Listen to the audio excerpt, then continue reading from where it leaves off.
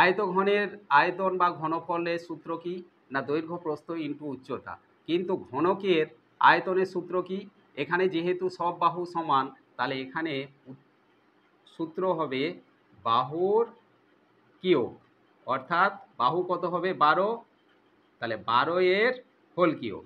Guidance support math education ক্লাসে অষ্টম শ্রেণীর সমস্ত ছাত্রছাত্রীদের স্বাগত জানিয়ে শুরু করছি আজকের অঙ্কের ক্লাস।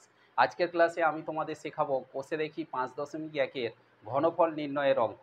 আজকের মূলত 4 দাগের অঙ্কই আমি তোমাদের শেখাবো। অঙ্কটা ভালো করে বুঝে নাও, কারণ এই অঙ্কটা ভীষণ একটা ইম্পর্টেন্ট অঙ্ক। কোষে দেখি 5.1 4 দাগের অঙ্ক দেখো। দেবনাথ একটি আয়তঘন তৈরি করেছে, যার দৈর্ঘ্য প্রস্থ উচ্চতা যথাক্রমে 4 সেমি, 3 সেমি ও 3 সেমি। হিসাব করে দেখি এই রকম কতগুলি আয়তঘন জুড়ে দেবনাথ ঘনক তৈরি করতে পারবে।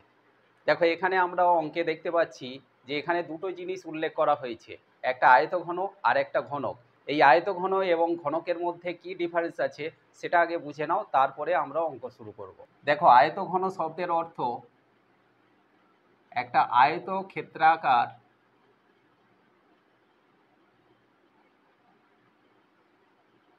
এইরকম একটা বস্তু, আবার একটা আয়তক্ষেত্রাকার বস্তু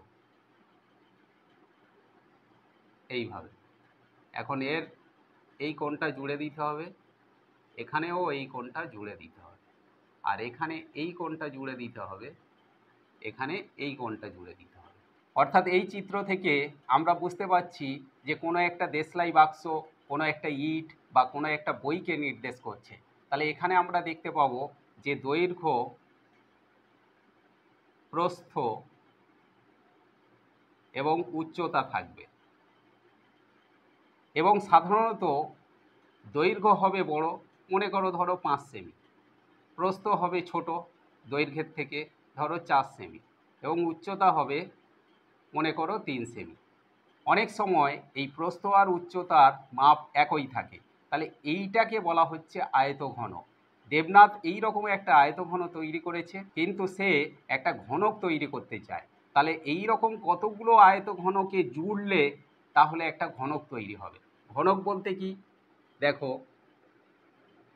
এই রকম বর্গক্ষেত্রাকার একটা চিত্র, এখানে আয়তক্ষেত্র ছিল, এখানে বর্গক্ষেত্র, আবার একটা বর্গক্ষেত্রাকার চিত্র এইভাবে আছে। একইভাবে এই কোণগুলো আমরা জুড়ে দেব। তাহলে এইটা হলো একটা ঘনক, ধরো লুডোর বোর্ডের ছক্কা। তাহলে এখানে আমরা দেখতে পাচ্ছি এর দৈর্ঘ্য, প্রস্থ, উচ্চতা সব একই, তার মানে বাহুর দৈর্ঘ্য একই থাকবে। ক্লিয়ারলি বুঝতে পারলে? চলো এখন আমরা অঙ্কটা শুরু করি।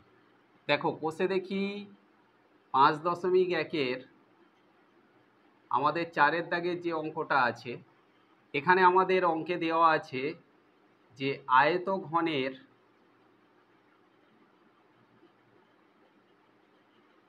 দৈর্ঘ্য কত? না 4 সেমি। প্রস্থ কত? না 3 সেমি। আর উচ্চতা কত? না 3 সেমি। তাহলে দৈর্ঘ্য, প্রস্থ, উচ্চতা দেওয়া আছে। তাহলে এর ঘনফল বা আয়তন কত? আমরা আয়তন বা ঘনফল লিখব। কার? আয়তঘনকের। সূত্র কি? দৈর্ঘ্য প্রস্থ ইন্টু উচ্চতা। তাহলে দৈর্ঘ্য কত? 4 ইন্টু প্রস্থ কত? না 3, আর উচ্চতা কত? 3। এই তিনটে আমরা গুণ করব। তাহলে আয়তঘনের ঘনফল বা আয়তন বের করতে গেলে আমরা দৈর্ঘ্য, প্রস্থ, উচ্চতাকে গুণ করে দেব। তাহলে এখানে আমরা 4 3 12, 3 36। আয়তন সবসময় ঘন এককে হয়, তাহলে ঘন সেমি, এটা আমরা পেলাম।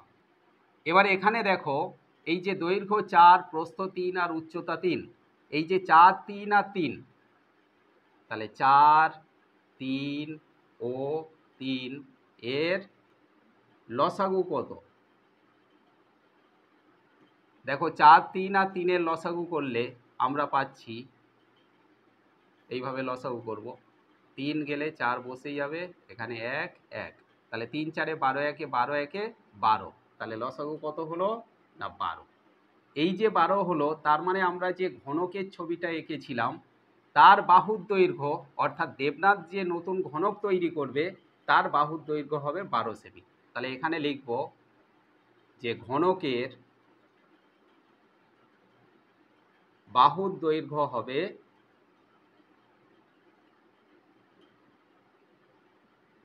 12 সেমি। তাহলে ওই ঘনকের আয়তন কত হবে, মানে ঘনফল। আয়তনের সূত্র কি? আয়তঘনের আয়তন বা ঘনফলের সূত্র কি না দৈর্ঘ্য প্রস্থ ইন্টু উচ্চতা। কিন্তু ঘনকের আয়তনের সূত্র কি? এখানে যেহেতু সব বাহু সমান, তাহলে এখানে সূত্র হবে বাহুর কিউব, অর্থাৎ বাহু কত হবে 12, তাহলে 12 এর হোল কিউব। তার মানে কি না 12 গুণ 12 গুণ 12, তিনটে 12কে আমরা গুণ করলে যেটা পাবো সেইটা হবে আয়তন। এখানে আমরা গুণ করলে পাবো 17 28, তাহলে এখানে আমরা লিখব 17 28 ঘন সেমি। আয়তন বা ঘনফল সবসময় ঘন শব্দটা ব্যবহার করা হয়, এটাই হচ্ছে একক, ঘন সেমি ঘন মিটার।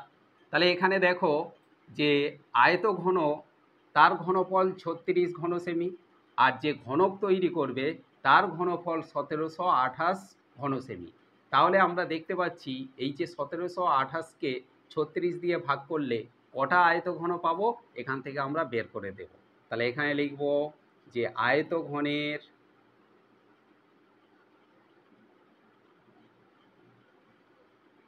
সংখ্যা 1728 ভাগ 36, এটা ভাগ করলে আমরা পাবো 48। তাহলে কতগুলো আয়ত ঘন জুড়লে দেবনাথ একটা ঘনক তৈরি করতে পারবে না 48টি আয়ত ঘন যদি জোড়া হয় তাহলে দেবনাথ একটা ঘনক তৈরি করতে পারবে। আশা করি অঙ্কটা ক্লিয়ারলি বুঝতে পেরেছো। এমন সব অঙ্কের ভিডিও পাওয়ার জন্য অবশ্যই চ্যানেলটাকে সাবস্ক্রাইব করে রেখো, এবং যারা ফেসবুক থেকে দেখছো অবশ্যই পেজটাকে ফলো করে দিও। দেখা হচ্ছে পরবর্তী ক্লাসে।